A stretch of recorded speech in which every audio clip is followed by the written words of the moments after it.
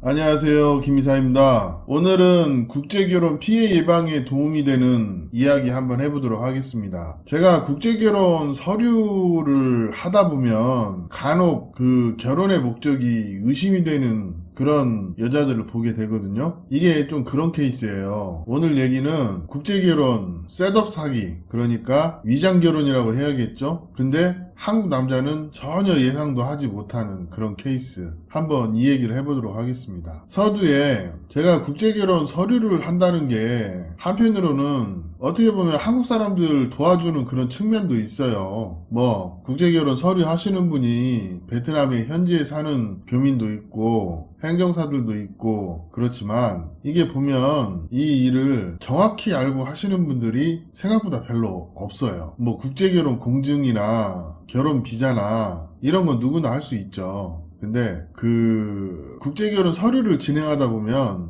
이건 좀 그런데 하는 경우가 있어요. 대표적인 케이스 제가 한두 가지 얘기해 드릴게요. 제가 생각할 때 국제결혼 공증과 결혼 비자, 그러니까 베트남에서 혼인신고하고 한국 혼인신고하고 결혼 비자하고 뭐 이런 과정을 거치는데 한 1000불, 1200불 그 정도 선이면 적정선인 것 같아요. 그런데 그 업무를 진행을 하다 보면 좀 냄새가 난다고 해야 할까? 여자의 의도가 다분히 좋지 못하거나 아니면 남자를 속이려는 의도가 명확하거나 이런 경우가 좀 있어요. 대표적인 케이스, 제가 국제결혼 서류 비용 한 1000불이나 1200불이면 적정선인 것 같다고 그러잖아요. 제가 생각할 때는 그 정도면 된다고 생각을 하는데, 뭐 그럼 신랑들이 나름대로 알아봐서 저에게 연락이 와요. 근데 신부가 자기가 아는 데가 있으니까 굳이 그쪽에서 하자고 그래요. 그럼 비용 차이 얼마 안 나면 저도 신부가 아는 데서 하라고 그래요. 굳이 뭐 제가 꼭 저희한테 하라고 그렇게 얘기는 하지 않습니다. 그런데 보통 보면 신부가 아는 데서 한다고 좀 알아보다 보면 뭐 3000달러, 2500달러 뭐 이 정도 선에서 하는 곳들이 많이 있거든요. 근데 그게 잘 보면 베트남 현지업자도 아니고 한국에 있는 법무법인에서 하는 경우가 있어요. 근데 제가 한국에 있는 법무법인들이 다 그런다는 게 아니라 이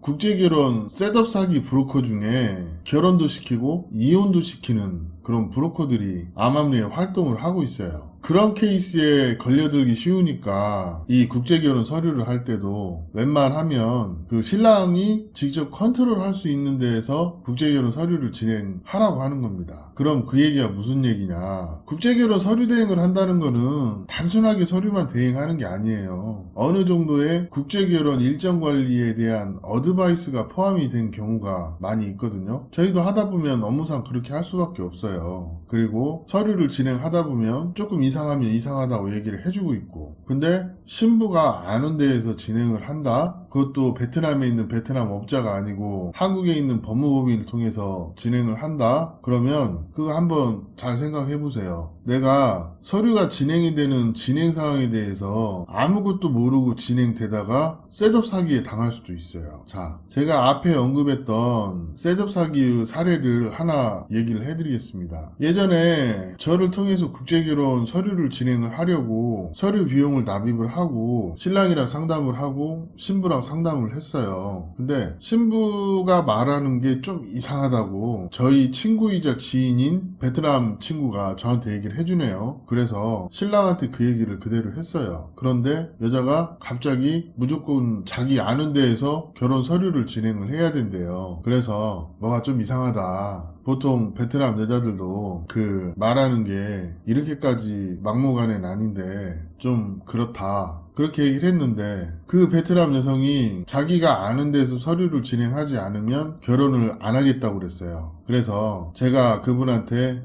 돈이야 환불해주면 되지만 뭔가 이상하니까 주의를 기울여서 국제결혼을 진행을 하셔라. 그러고 환불해주고 마무리를 졌거든요. 근데 얼마 전에 그분이 다시 연락이 오셨는데 했는데 신부가 온 지 한 달도 안 돼서 가출을 했다, 이런 얘기를 하시면서 사정 얘기를 하더라고. 그 사정이 얘기를 들어보니까 신부가 아는 한국 법무법인을 통해서 결혼 서류를 진행했고 한 360만 원 정도 들어갔대요. 그리고 신부가 한국에 입국했는데 며칠 되지도 않았는데 가정폭력으로 신고를 해서 경찰이 집에 왔었대요. 그래서 상황 보고 별거 아닌 것 같아서 사진 찍고 그냥 갔다고 합니다. 그리고 며칠 있다 신부가 집을 나갔어요. 그래서 또 경찰에 신고해서 원래는 가출로 신고를 하려고 그랬는데 경찰이 그러더랍니다. 이거 사기와 절도로 고소를 해라. 그게 더 낫겠다. 경찰들이 웬만하면 그 상황에 대해서 이러쿵저러쿵 잘 안 하는데 보다 못하니까 그런 얘기를 했겠죠. 그러고 또 며칠 있다가 그 결혼 서류를 진행했던 법무법인에서 이혼 소송을 진행할 테니 체류 연장을 해줘라. 근데 그 말이 상당히 협박조로 그렇게 얘기를 하더랍니다. 처음에는 이혼 소송을 진행하는 그 회사가 저는 결혼 서류를 해준 법무법인일 거라고는 생각을 전혀 못했는데 그 얘기를 들어보니까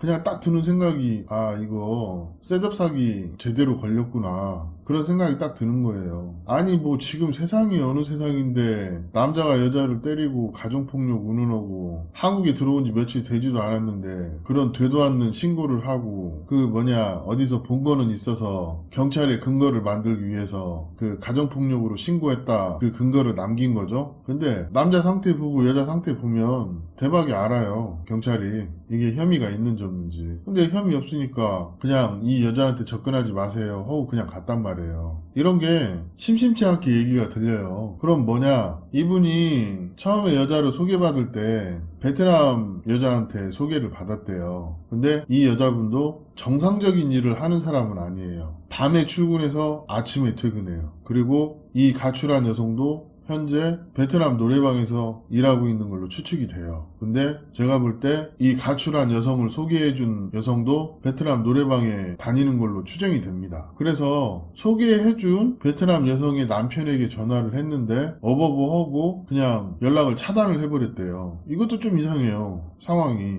그리고 이 국제결혼 셋업 사기 같은 경우에는 대부분 베트남 범죄 조직하고 연관이 돼 있는 경우가 많아요. 그리고 실제 한국에 오면 그 여자들이 베트남 노래방으로 취업을 하는 과정에 베트남 범죄 조직이 연관이 돼서 베트남 남자들이 뒤를 봐주는 경우가 되게 많습니다. 어떻게 보면 베트남 범죄 조직이 브로커를 하는 거죠. 그리고 그 하수인들이 한국에 있는 일부 몰지각한 법무법인들이란 말이에요. 이 사람들이 결혼도 시키고 이혼도 시키고 그래요. 한국 법을 교묘하게 이용을 해서 한국 사람들을 피 빨아먹는 이런 인간들이 지금 한국에서 이런 식으로 셋업 사기에 관여를 하고 있습니다. 이게 별거 아닌 것 같은데 제가 코로나 끝나고 벌써 세 번째 얘기를 듣고 있어요. 레파토리가 똑같아요. 하나도 안 틀려. 베트남 여자가 베트남 여자 소개시켜주고 한국에 들어와서 가정폭력 내지는 기타 성적 학대 뭐 이런 걸로 신고하고 그 경찰 출동하고 그 다음 가출하고 그 다음에 결혼 서류 해준 법무법인에서 이혼 소장 보내고 중간에서 협박도 하고 뭐 이런 것들이 그냥 지금 한국에서 흔하게 일어나고 있어요. 참 이거 문제입니다. 그래서 제가 신랑들한테 늘 하는 얘기가 있어요. 누가 소개시켜줬든 좀 이상하고 아니다 싶으면 바로 멈춰야 된다. 그 전조 증상이 첫 번째, 결혼 서류 하실 때는 공신력이 좀 있는 그런 대행기관에 의뢰를 맡기세요. 돈이 중요한 게 아닙니다. 그래서 남자 편에서 문제가 있을 때 조심하라고 얘기해 줄 수 있는 그런 경험치를 가진 사람들, 이런 사람들한테 의뢰를 하세요. 뭐 하노이에도 그렇고 호치민에도 그렇고 법무법인 있어요. 이런 데나 아니면 저희처럼 행정사에서 일을 해주거나 아니면 현지 업자들 중에도 양심적인 분들이 좀 있단 말이에요. 뭐 금액적인 거는 뭐 서로 간에 어떤 게 다르니까 얘기할 부분은 아니지만 어떤 이런 한국 사람 입장에서 도와줄 수 있는 그런 선택으로 국제결혼 서류를 진행하는 게 첫 번째고, 아니면 그것도 못 믿겠다 그러면 혼자 알아봐서 진행을 하는 거, 그것도 뭐 나쁘진 않다고 봐요. 내가 시간이 있고 좀 뭐랄까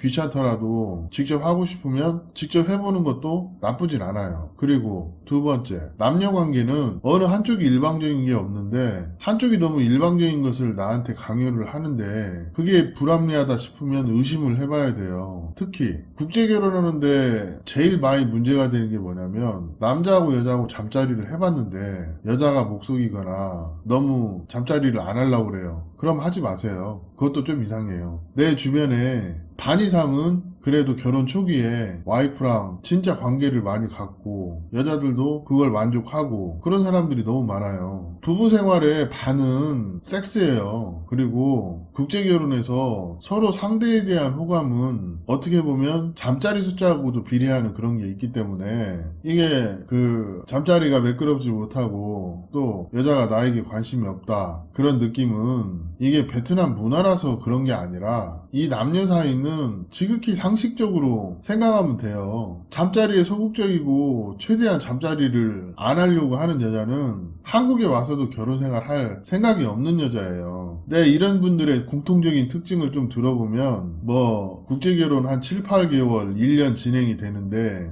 여자랑 잠자리 뭐 한 번, 두 번, 세 번 그것도 억지로 꿔다 놓은 보리자루처럼 그렇게 목석처럼 가만히 있고 잠자리 하는데 남자만 그런 경우 좀 있거든요. 근데 이런 케이스들이 대부분 사고로 이어집니다. 대부분 그래왔어요. 그래서 저는 이런 걸 너무 많이 봐왔기 때문에 지금은 딱 보면 이거 문제 있는데 바로 알아요. 남자들이 어느 정도 섹스를 좋아하는 건 사실이에요. 근데 여자들도 남자가 좋으면 섹스를 뺄 이유가 없어요. 근데 잠자리를 거부한다? 그게 꼭 무슨 뭐 베트남 여자를 비하하려고 그런 게 아니고 결혼 생활이나 남녀 사이에는 굉장히 중요한 것 중에 하나도 성생활입니다. 이런 부분에서 지나치게 소극적이고 또 때론 지나치게 거부하는 경우에는 그거 문제 있는 겁니다. 그냥 이 정도만 알아도 국제결혼 피해 예방이 됩니다. 첫 번째, 국제결혼 서류 하실 때 내가 주도적으로 할 수 있는 그런 환경에서 하세요. 두 번째, 국제결혼 진행되는 동안 여자와 잠자리를 해봤는데 지나치게 소극적이거나 아니면 잠자리가 너무 안 맞아요. 그러면 그 결혼도 한번 고려를 해보세요. 이 두 가지만 잘 체크하셔도 국제결혼 피해 예방 확실하게 됩니다. 오늘 이야기는 여기까지 하겠습니다. 감사합니다.